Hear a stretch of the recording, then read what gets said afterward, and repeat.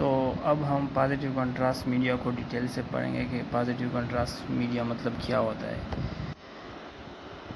Positive contrast media have high atomic weight और number such as barium sulphate organic iodine compound. ये हमने पीछे classification में पढ़ा हुआ है। तो and it appear more radio opaque than the surrounding tissue. ये हमें वाइट नज़र आएगा सराउंडिंग टिश्यू से, क्योंकि इसका एटॉमिक नंबर क्या होगा, ज़्यादा होगा। एटॉमिक नंबर ज़्यादा होगा तो ये हमें वाइट नज़र आएगा।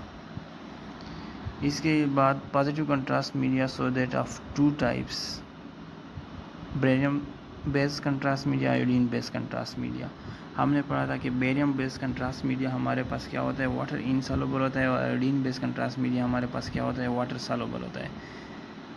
अब यहाँ पे पढ़ेंगे कि positive contrast media on x-ray film being white colour. Positive contrast media हमें एक्सरे फिल्म में कौन सा कलर देंगे, वाइट कलर, क्योंकि इसका नंबर एटॉमिक नंबर क्या है, एटॉमिक नंबर इसका ज़्यादा है। जब एटॉमिक नंबर ज़्यादा है तो ये हमें वाइट नज़र आएंगे। वाइट नज़र आएंगे तो इसको हम क्या कहेंगे, रेडियो ओपेक। इसके बाद हमारे पास नेगेटिव कंट्रास्ट मीडिया है। Negative contrast media are gases or low density which appear as a radiolucent as compared to positive contrast media that are radio opaque। इसका एटॉमिक नंबर भी कम होता है। जब एटॉमिक नंबर कम होता है तो इसकी डेंसिटी क्या होगी, लो। जब लो डेंसिटी होगी तो ये क्या नज़र आएंगे हमें, रेडियोलुसेंट, यानी डार्क नज़र आएंगे रेडियोग्राफिक फिल्म में। और positive contrast media radio OPEC नज़र आएंगे। एग्जांपल इसकी क्या है, air, oxygen and carbon dioxide. Low atomic number material है ये। The agent can also be combined, produce a double contrast study, which often the best way to give optimal mucosa। अगर हम ये एजेंट पॉजिटिव और negative combine करेंगे, इस दोनों के कंबाइन करने से हमें क्या मिलता है, डबल कंट्रास्ट मीडिया। और ये हम किसके लिए इस्तेमाल करते हैं, ऑप्टिमल म्यूकोसा के ज़रिए। अब ये देखो, हम एयर किस लिए इस्तेमाल करते हैं, it is present in GIT, use in GIT rectal procedures, GIT related procedure. Oxygen हम examination of orthography type of imaging test use to look at high joint shoulder knee. Carbon dioxide use in double contrast barium study. Double contrast क्या होता है, अभी double contrast यहाँ पे बताया हुआ है कि use of positive and negative contrast agent to increase the sensitivity of the examination. Double contrast वो होता है जिसमें हम पॉजिटिव और नेगेटिव कंट्रास्ट एजेंट के ज़रिए जो सेंसिटिविटी होती है उसको इंक्रीज़ करते हैं। अब ये हम पढ़ेंगे पॉजिटिव कंट्रास्ट में कि वाटर इनसॉल्युबल कंट्रास्ट मीडिया होता है और वाटर सॉल्युबल कंट्रास्ट मीडिया होता है। वाटर इनसॉल्युबल कंट्रास्ट मीडिया हमने पढ़ा था क्लासिफिकेशन में कि बेरियम सल्फेट होता है, और वाटर सॉल्युबल क्या होता है, आयोडीन बेस्ड। अभी बेरियम सल्फेट हम क्यों इस्तेमाल करते हैं और क्या है प्रोसीजर है इसका, ये सारा यहाँ पे लिखा हुआ है और हम अभी पढ़ेंगे। इट एग्जिस्ट इन पाउडर और semi solid suspension, light pink colour suspension. ये हमें सॉलिड फॉर्म में, सेमी सॉलिड फॉर्म में, टेबलेट्स के फॉर्म में, पाउडर के फॉर्म में हमें ये मिलता है बेरियम सल्फेट, और इसका कलर जो होता है लाइट पिंक कलर होता है। Add water to it for barium swallow through oral route. Barium swallow वो प्रोसीजर होता है जो हमें एसोफेगस को देखने के लिए करते हैं, barium solo procedure. It is not soluble in water, it is not soluble in water मतलब वाटर में सॉल्युबल नहीं होगा। So it is not easily observe and excreted by the body, तो इस वजह से बॉडी से जल्दी एक्सक्रीट भी नहीं होगा।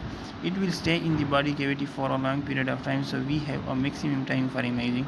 ये बॉडी कैविटी में ज़्यादा देर तक रहेगा, तो इसलिए हमारे पास इमेजिंग लेने के लिए ज़्यादा टाइम होगा।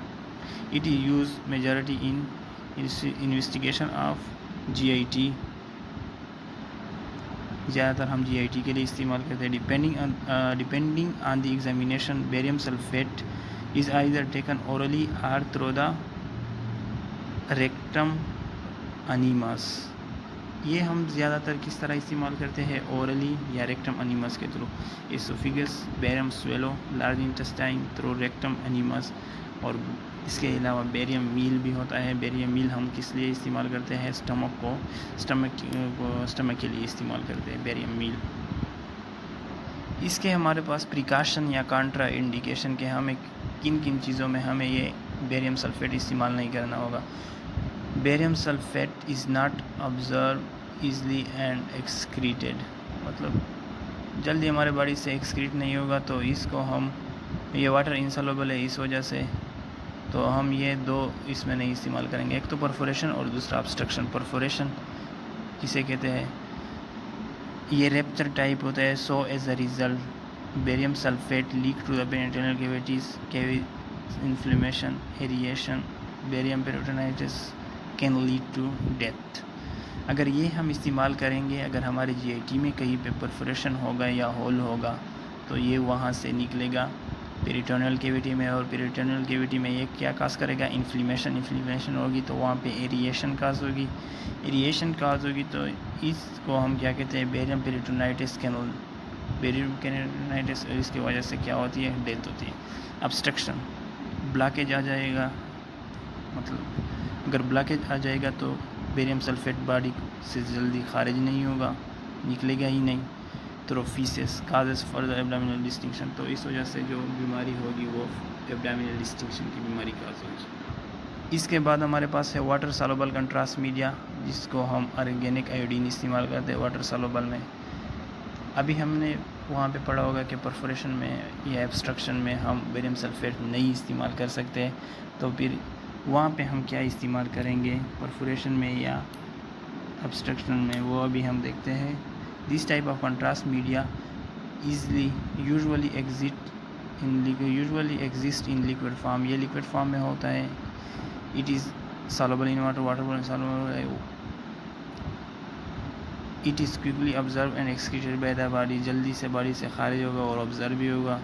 ये लॉन्ग टाइम के लिए, मतलब हमारे बॉडी कैविटी में नहीं रहेगा। So the speed is important investigation where the kind of contrast media is used। इसमें हमें जल्दी से इन्वेस्टिगेशन करनी चाहिए, क्योंकि हमने जल्दी से पिक्चर लेना होगा इसमें। The contrast media are use investigation urinary system, biliary system, CNS and GIT in case of perforation and obstruction. GIT में अगर परफोरेशन होगा या ऑब्स्ट्रक्शन होगा तो हम भी उसमें भी क्या यूज़ करेंगे, iodine. These contrast media are classified into high osmolar contrast media and low osmolar contrast media। इसको हमने दोबारा से डिवाइड किया हुआ है हाई osmolar contrast media में और लो osmolar contrast media में। जो हमारे पास सबसे पहले इस्तेमाल होते थे वो कौन से कंट्रास्ट मीडिया होते थे, हाई osmolar contrast media होते थे। जो सबसे पहले इस्तेमाल होते थे वो इसकी osmolarity क्या होती थी, हाई होती थी। They were the first type of organic iodine contrast media to be produce, और ये ऑर्गेनिक आयोडीन की फ़र्स्ट टाइप थी जो सबसे पहले प्रोड्यूस होती थी। लेस एक्सपेंसिव होती थी, इसकी osmolarity ज़्यादा होती थी। When high osmolar contrast media is introduced into a solution, its breakdown into an anion and cation। तो ये मतलब osmolarity ज़्यादा होगी तो इतने ज़्यादा एनाइन और कैटाइन बनेंगे। एनाइन हमारे पास आयोडीन और कैटाइन सोडियम और meglumine. That's why also called as ionic contrast media, इस वजह से हम इसको आयनिक कंट्रास्ट मीडिया भी कहते हैं, हाई osmolar कंट्रास्ट मीडिया को।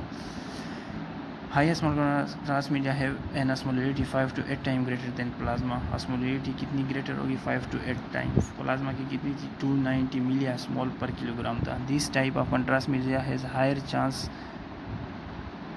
Chance causing contrast media reaction and these are now replace by low osmolar, मतलब इसका ज़्यादातर चांसेस थी कि ये रिएक्शन काज करते थे, तो इस वजह से इसके बाद जो कंट्रास्ट मीडिया आ गए तो वो सारे क्या थे, लो osmolar कंट्रास्ट मीडिया थे।